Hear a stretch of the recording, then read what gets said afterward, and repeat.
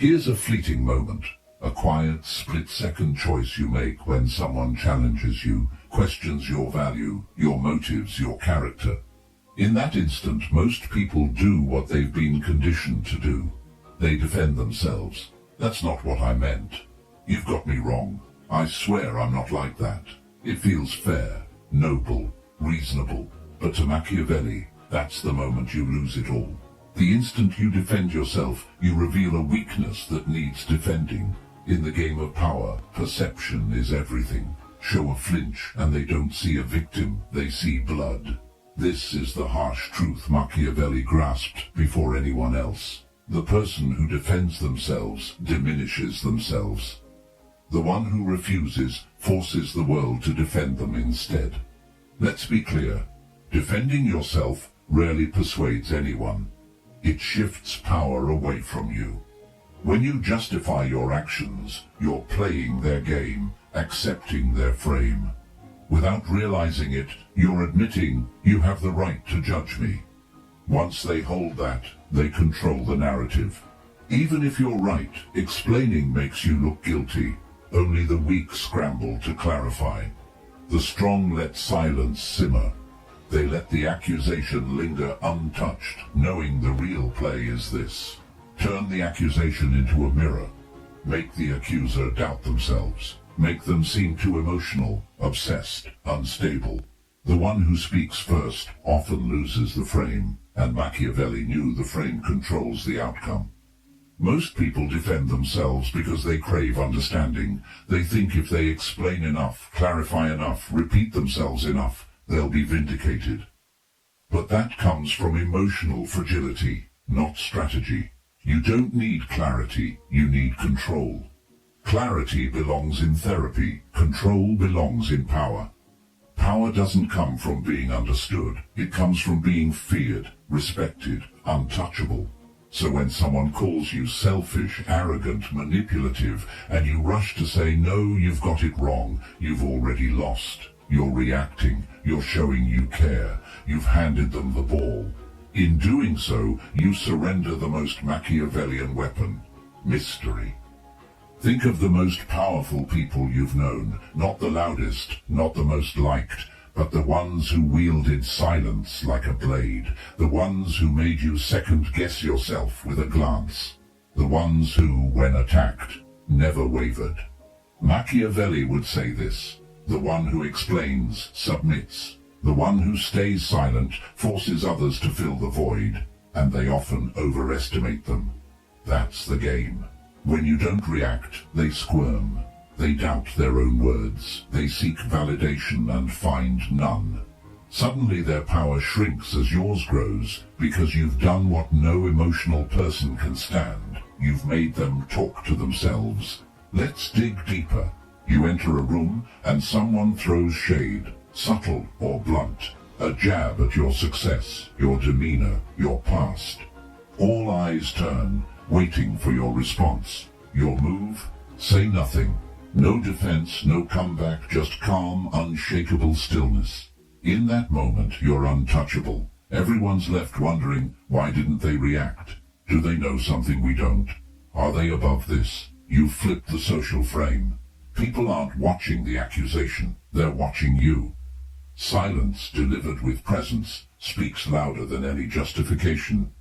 Machiavelli didn't just study politics, he mastered psychology. He knew power isn't what you say, it's what people think you might say, but choose not to. Here's the coldest tactic. Sometimes you don't just ignore the accusation, you invert it. Someone calls you manipulative. Smile, look through them and say, if that's how you see it. No defense, no apology, just cool detachment. What happens? They scramble.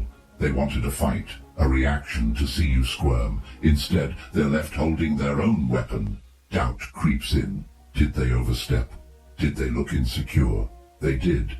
You've taken their energy and made them carry it without lifting a finger. There's a moment when silence becomes unbearable. Not for you, but for the one expecting a reaction. That's when the tables turn. They thought they were the accuser. Now they're exposed as the one chasing attention. And you? You've become more than innocent. You've become untouchable. Machiavelli understood something most never will. Words don't clarify truth, they obscure it. When someone attacks you, they want you to wade into the fog, to drown in emotional explanations. The more you explain, the less certain you seem. So let them fill the silence. They'll overplay, repeat themselves, look desperate, emotional, unstable. You say nothing, yet now they're the ones judged. The crowd isn't listening to what's said, they're watching who's calm and who's rattled. That's social power, and it's not about being right, it's about being untouchable. Imagine a business meeting. Someone undermines you subtly. I'm not sure that idea's fully thought out. They're baiting you. Most people lean in, explain, prove, clarify, betraying their nerves. The room senses it. But the Machiavellian leans back, pauses, maybe smirks.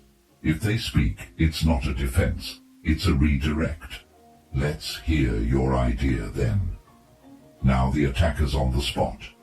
The room shifts, evaluating them. Silence from the confident is an accusation without words. It makes others feel small without you doing a thing. In personal relationships, this is even sharper. Your partner says, "You don't care about me anymore." Most panic, rushing into reassurances, explanations, defenses, validating the emotional frame. The Machiavellian doesn't. You don't dismiss or argue. You let the accusation hang, let their drama echo. Then, with calm, you say, "That's not how I see it." Short, grounded, no justification. Now they're uncertain, questioning their tone, wondering if they overreacted. You've held power over what matters most, the emotional tempo. Whoever controls the tempo controls the frame. Here's a colder move. Don't just stay calm. Disappear. Someone insults you? Don't reply. Don't acknowledge. Don't block. Let your absence be a mirror. Let them stew in the silence of being ignored. This breaks people.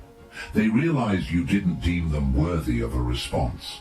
They spin narratives, lose composure, post more, bait harder.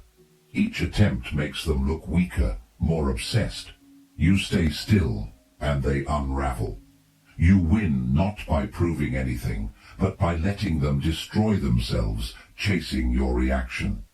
Now, the elite play, instead of defending, make their accusation their weakness. They call you arrogant. Strange how confidence unsettles some people. They say you're manipulative. Only those who can't be influenced say that. They call you fake. People say that when they stop getting what they want. You don't deny, you make their attack their insecurity. It's not just a reversal, it's a power throw. You've used their emotional force to orchestrate their collapse. Machiavelli would call this the blade's turn. Don't meet the sword with a shield, let the attacker fall on their own blade. The world tells you to defend your reputation, clear your name, explain yourself. Machiavelli saw the trap. Chase innocence and you admit guilt. The true strategist never plays that game. They seem too composed to be shaken, too elevated to care, too secure to explain. Slowly, those who attack them start looking jealous, reactive, weak.